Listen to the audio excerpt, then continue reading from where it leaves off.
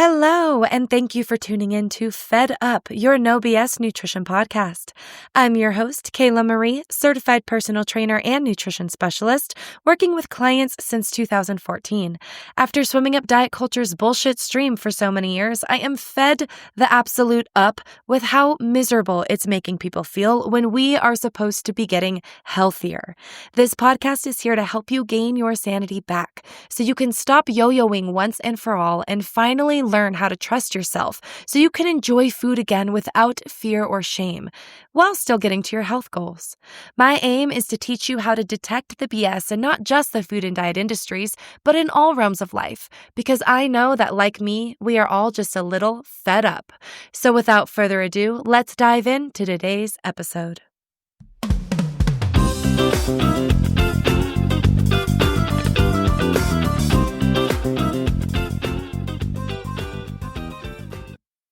Hello, sweet peaches.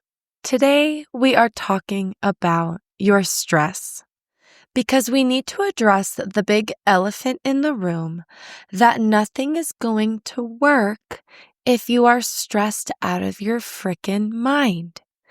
And here's the thing.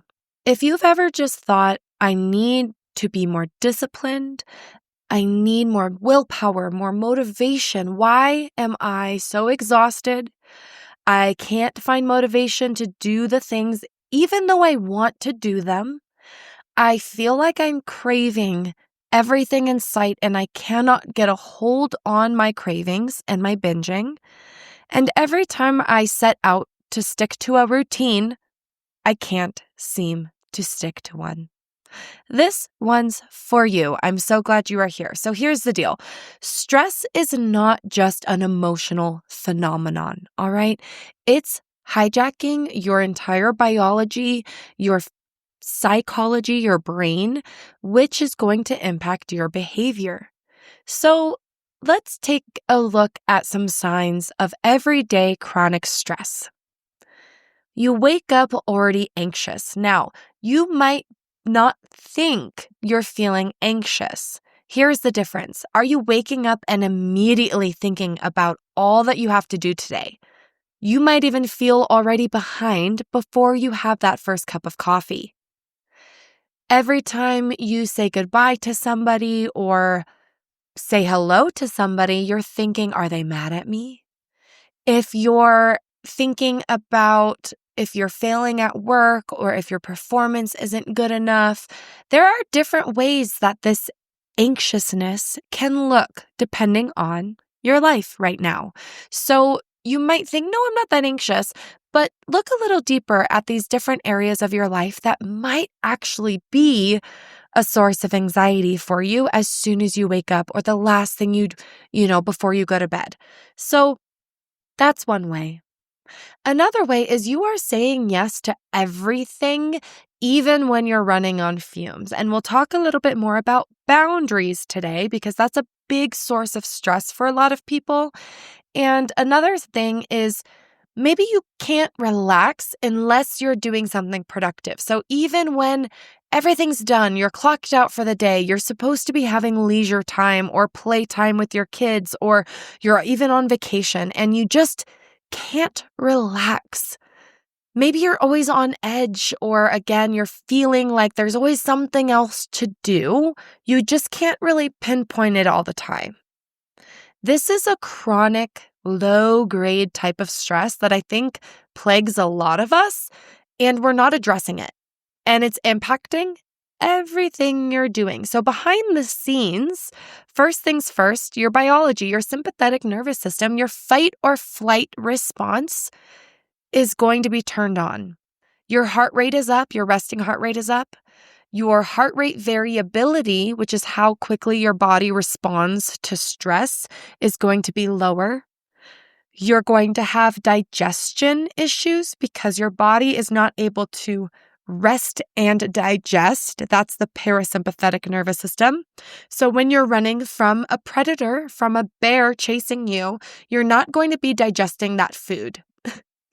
You're going to put a little bit of a halt on your digestive tract, which can cause issues like a chronically tight pelvic floor and constipation or what we call rabbit pellet poops or chronic diarrhea or just incredible irregularity with our bowel movements. And when you have your cortisol pumping through your blood all the time, you're going to feel wired, you're going to be irritable, and you're going to feel incredibly exhausted. A lot of times you have trouble with sleep, but yet you're tired all the time. So you'd think that it would be easier to sleep, right? Or you're sleeping a lot, but you're waking up still tired and you're still tired throughout the day because your body's fighting, flighting, freezing, whatever it may be. It's working in overdrive to try to handle and cope with the stress you're dealing with. So let's talk a little bit about those stress responses. Your fight response, you're going to be irritable. You're snapping at your partner. You might have some road rage. You're having a lot of frustration. And some people will be brought to tears with that frustration. But the type of rage you feel, maybe some resentment, right? Those type of stress response, when you're in that fight mode, your muscles are also going to be tense. So you might get muscle spasms. You might get headaches from tension in your neck, things like that, right? Flight is going to be avoidance. Maybe you're ghosting your own habits. That's why you can't stick to a routine. You're going to be not responding to the texts and the emails, or you're thinking your friends are mad at you, so you isolate.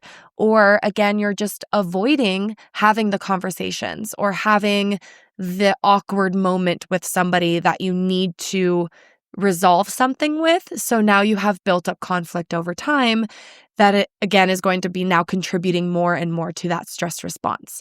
So fight or flight is always what we talked about. We also have freeze. This is going to look a lot like fatigue, brain fog, executive dysfunction, memory lapses, or even just not having a functioning working memory. You don't remember where you put things, or you don't remember making appointments, or you forget to respond to somebody, or you just can't concentrate. Or maybe you know what to do, but you can't seem to motivate yourself to do it. You can't seem to follow through. That low-grade depression, that low-grade freeze response makes you move a little sluggish, frankly. You also have your fawn.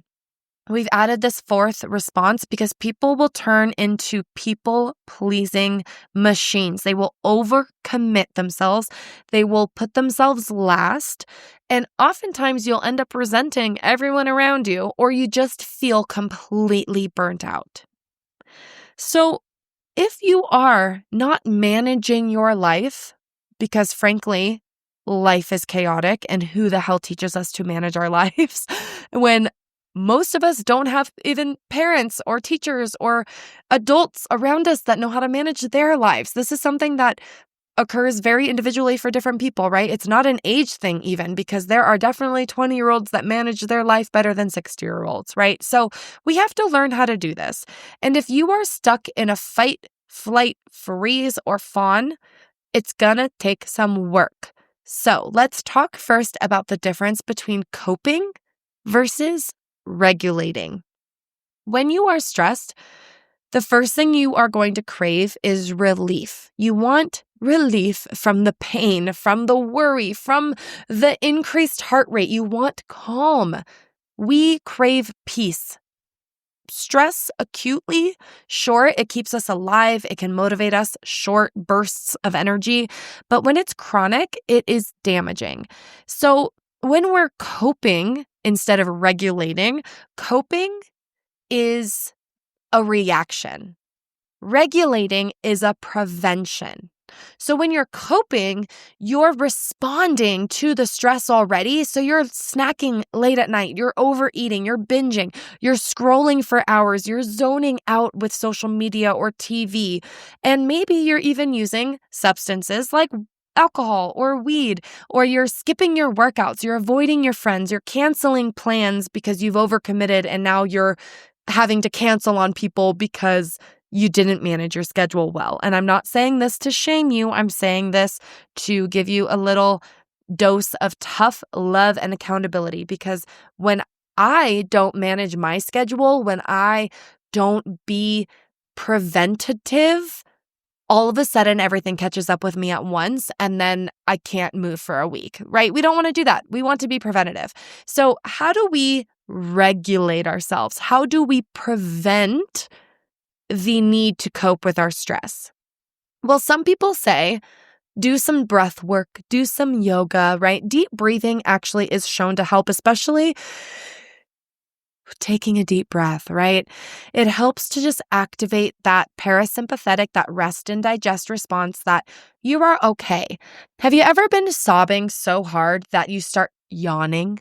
It is the response to that incredibly high sympathetic response. You're sobbing your heart out. Well, your body is craving the opposite. It's got to calm you down. Otherwise, you're going to have a heart attack from grief. So it makes you yawn.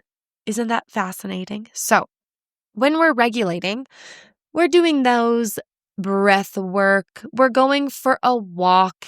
We're doing the things that we kind of stereotypically know is good, but also the exercise, the strength training, good movement, it's going to help you actually process stress. It is why if you're in the midst of a panic attack, you can do some jumping jacks or some push-ups or some burpees or something, or go for a run. It helps you move the energy and your brain process it differently than just pure fear. So when you're doing exercise for the benefit of relieving stress, not because you hate your body and you just have to run to burn calories and you hate yourself, and no, that's going to cause you more stress. And again, we need to be balancing it with good recovery. Okay, get that stuff out of the way. What else do we need to be doing? You need to be sleeping and you need to be dreaming. We need our REM state sleep. This is how you process emotions. This is how your brain puts together weird images and things from the day and says, okay, dream, process this shit. Put a bunch of stuff from short-term memory to long-term memory, blah, blah, blah. It is so much work for your body to be alive that we then have to sleep to clear all the shit out, process it, and start again the next day. If you are sleep deprived, you are drunk. If you are passing out rather than sleeping and dreaming, passing out meaning you're high or you're drunk, you're not processing those emotions. Your sleep is like you're unconscious. You're not actually doing the whole process of falling asleep, dreaming, staying asleep, waking asleep. Waking from being asleep. There's a whole process in this. And when we just pass out, it's not sleeping. So this is why medications can help, sure, especially I think for short-term insomnia, but eventually it can really mess you up because then you're not actually, processing the whole sleep things. Okay, moving on. When you are regulating, you're also saying no. Without guilt. You're not overcommitting. You're managing your schedule. You're managing your finances. You are creating a rhythm in your life that feels safe and comfortable. You're not running from here to there, blah, blah, blah, by the skin of your teeth. If you are somebody who procrastinates, we've got to figure out a system for you, honey. And I'm speaking to myself just as much. We are not perfect in this. I'm not saying you. I'm saying you as in we. Just get that out of the way. So anyway, when you feel safe, you're able to regulate, you're able to prevent the need to have to just cope and react to things. And so a lot of us are stuck in this loop of coping to stress, and then we're stressed, and then we cope with stress, and then we're stressed. And we're thinking that it's normal, and it's really, really not. And then when a doctor or somebody says, oh, well, yeah, you feel like shit, you need to reduce your stress, you think they're blowing you off. And frankly, sometimes they are. Be your own advocate. Sometimes there are things really wrong, and you cannot just dismiss it as stress. However, stress causes things like cancer, high blood pressure, heart attacks, visceral belly fat, that is bad for your organs. So stress is a real health concern, and being able to manage your stress, whether by reducing the stress or what I really want to talk about today is how to increase your stress tolerance. That's really what we want to do because life sucks. We're going to be stressed. How do we deal with it now? That's our goal. When you are stressed, though, not only is it going to wreak havoc on your emotional state, of course, but it is going to directly impact your biology, your hunger, your cravings, your fat storage. This is where your biology is going to slap your willpower in the face. Okay? You cannot white knuckle your way with more discipline when you are under chronic stress because everything in your physiology is going to be fighting against you. So we'll talk about the obvious, the stress hormone, aka, say it with me now, cortisol. When cortisol is going up, you're going to have a craving for sugar, for salt, for fat. We want electrolytes, we want energy, and we want it now. So you're going to have cravings for high calorie, high sugar, high fat foods. That's why we don't crave broccoli. All right. We crave things that we quote unquote shouldn't have because your body wants immediate access to energy. And also, again, if you're looking for an emotional cope, if you want to feel better, you want the best tasting foods, don't you? So it's not just biological, there's the psychological aspect here too. And cortisol is also telling your body to store more belly fat. We are under duress. Store fat for later. When you have high cortisol, you are breaking down muscle. You're breaking down other things to turn it into fat for long-term survival. You are also increasing the amount of, let's say, sugar into your muscles because you're in fight or flight, right? We've got to run or we've got to fight. So let's release more energy into our muscles to do that, which requires more insulin to do that, which is what increases over time our insulin resistance, aka where diabetes is from. And this is also going to play a role in increased fat storage. It's a vicious cycle here because then that increased fat storage is now sending more signals to increase the insulin resistance as well. So when we're looking at your stress hormones, yes, you have your, adrenaline and your cortisol, but also other hormones are going to be affected. Your ghrelin hormone is your hunger hormone. It tells your brain you're hungry. Your stomach is empty. Feed me. This is going to spike when you are stressful. You are going to feel hungrier even if you just ate. This is where a lot of times when we have what we call food noise, you're constantly thinking about food, during your meals, after you eat, constant, always thinking about food. This is sometimes where people feel like guilty and they think something's wrong with them. But when your hormones are literally telling you to eat more food, then all you can think about is eating food. That's the biology of it, all right? It's not your discipline. It's your literal survival hormone to tell you to go consume energy so that you don't die. Leptin is the opposite of I'm hungry. It's the I'm full. So ghrelin tells you to go eat food because your stomach's empty. Leptin tells your brain to stop eating food because your stomach is full. So that actual pressure on receptors in your stomach that says, oh, there's a bunch of stuff in our stomach. It's full. Sends a brain signal and says, stop eating. And then you say, okay, cool, I'll stop eating. When you have disruptions in the system, you don't get the signal that tells you you're full.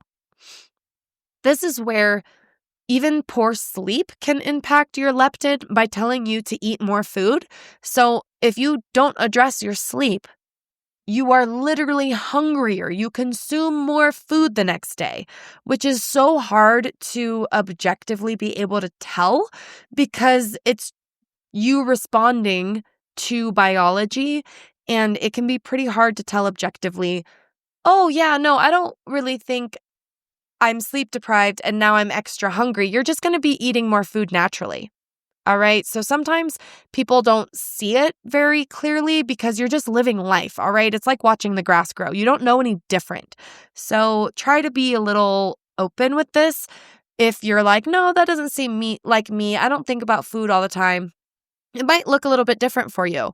But again, if you do have this disruption in your hunger and your fullness hormones, and we have a lot of conditioning throughout our life telling us to finish our plate or telling us to eat food that we don't want to eat when we're not hungry. That can also train us to overeat as well. So again, lots of things happening here. And overall, your body is fighting your desire to eat less and, be within your calorie range and go on a diet and all of those things. Everything is fighting against that, which is why it's so hard. So don't be so like mean to yourself when you don't know why you're still hungry after you just ate, because there could be something else going on. And this is not so easy as like taking a leptin drug. GLP-1 works by increasing that fullness signal. So that's why a lot of people who do respond well to it will end up reducing their food noise. They end up reducing their calories because they feel full. They're not thinking about food all the time. If you take Ozempic, but your problem is not that actual signaling, maybe it's just habits or whatever it may be, you can take Ozempic and you're not really going to respond well to it because your issue isn't having low levels of a hormone that tells you you're full. So, mind you, lots going on there. And if you are looking at why you feel like you don't have any motivation, you feel broken, I know what I have to do, I just can't do it. I write down the routines or I set out to, accomplish all these things for the week and then I don't do any of them. And now you're in this cycle of mental self-sabotage as well, because you're thinking, well, if I can't even do the thing, what's the point? Or whatever it may be, you're mean to yourself, sweet peaches. And I don't want that to be what eventually triggers your sabotage, because that's what happens is you feel so much like shit that you're like, well, fuck it, right? So we're not going to do that. So let's talk a little bit practical here. Simple ways to regulate your stress, right? We're not just talking about reducing your stress here. We're talking about regulating your stress. Reducing your stress is also important. You need to be able to have some work-life balance. Clock out when you clock out. Set some boundaries with your friends, with your boss, with your family. All right? Reduce the amount of stress, the amount of financial stress you have by looking at your bills, budgeting, asking for a raise, seeking a higher paying job, whatever it may be, right? Reducing your stress takes practical application, but this does not mean just quit your job. Oh, you're stressed at work, quit your job. Okay, there is a time to quit a job, definitely, but I want you to be smart about this and logistical in the sense that I hate that I just said that word. Anyway, when you look at the logistics of reducing your stress, you can look at your life and where, what categories need to be addressed. And then we need to be preventative. So to regulate, not cope, to regulate your stress, we're going to be doing some breath work. Yes, we're going to be doing some walking, getting outside, eating regular meals, exercising, sleep, all of the things that you know are good for you to regulate, right? Moving your body is what helps you process your emotions and your energy, so to speak. When you're having a panic attack, you do a few jumping jacks, you feel better, right? When you're moving your body, you're processing things. It also helps your executive function. So after you exercise, a lot of times this is your most productive 2 hours of the day. So use that to your advantage. And in the same sense, if you're not sleeping 7 to 10 hours a night, if you're not sleeping every night, you are going to feel like shit. And this is such an underestimated thing that I know you're like, well, no, it can't be that important. I feel like shit because of other reasons. Yes. Sleep is going to affect all the hormones that you're thinking are imbalanced. So if you fix your sleep, guess what? A lot of times your hormones have the time and the chance to recover and regulate themselves via sleep. Do not sleep on her, okay? No. Do not skip on your sleep, okay? If you do nothing else, do that. Now, when you are resting, I also want you to actually rest. And yeah, sometimes that means zoning out to a TV show or going on your phone, but I also want you to be bored. I want you to go outside without your phone and sit there and stare at the frickin' sky. I want you to color or draw or write or be creative. I want you to mentally allow yourself to rest because half the time we're resting, but thinking that we shouldn't be resting. And guess what? That's not true rest. So I want you to actually learn how to rest and do it before you need it. I want you to schedule it into your week just like you would anything else. You have an appointment with yourself to do nothing. And also, on the almost opposite side of that, except also doing nothing is actually quite hard. But I want you to do something hard. I want you to do something challenging and then recover from it. So you're proving to yourself that you can do those hard things. This is why cold exposure can be beneficial for some people mentally. It proves to yourself that you can do it. And then as soon as you get out of the water, your body recovers and it tells your brain that you're good. Look, you just recovered from something hard. Yay for you.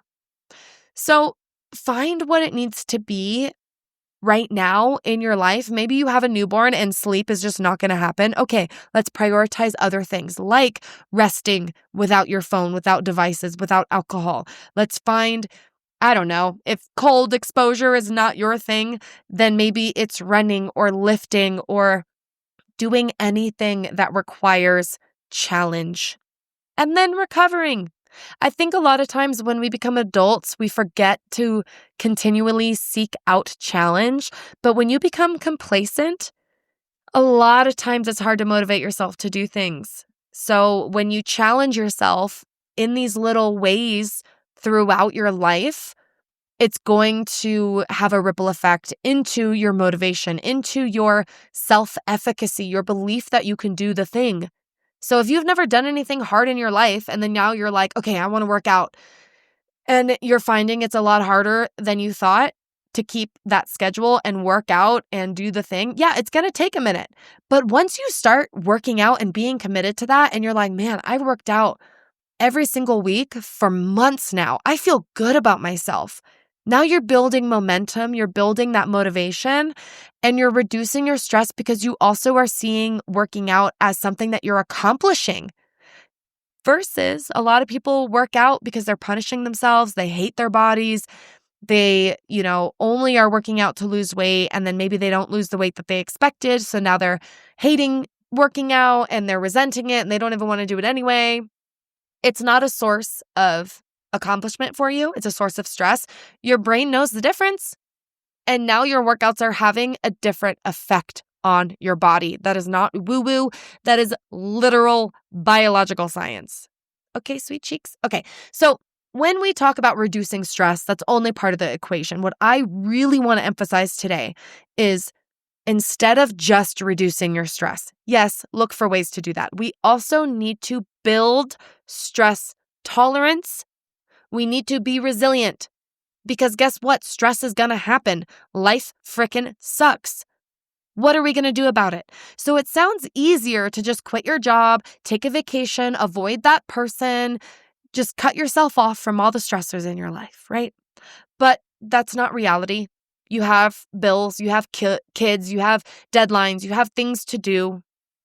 And resilience requires much more of an internal change that you have to reframe, reflect.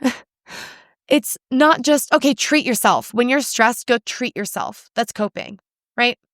We need to look at how you are viewing stressful situations in your life. Are you viewing them as things that are crushing you or things that are challenging you? Things that are requiring you to rise to the occasion or things that are requiring you to burrow and hide? Because life sucks and you've got to be able to handle it. Sorry, I'm getting emotional because some people find out they can't handle it. quick fixes are easier to sell, okay? It's easier to sell a good smelling candle or a breath work session or even a yoga class. And that is only one equation because you can do all the yoga until you're blue in the face and still have no idea how to manage your personal relationships or your finances or how to handle it when life gets hard and hits you in the face. Stress is not the enemy. It's unmanaged stress. It's your perception of stress. They say that how you're viewing your stress is worse than the actual stress. This is even true for trauma. You can have the worst thing happen to you and respond a completely different way than someone else would in that same exact situation. And how you respond will determine your body and your brain's stress response. If you develop excruciating chronic pain and mental disorders from that trauma, or if you don't. I don't know what also ends up contributing to that, because I do believe that stress resilience is a little bit genetic. I truly believe that a little bit of everything is genetic, right? But also you can learn this.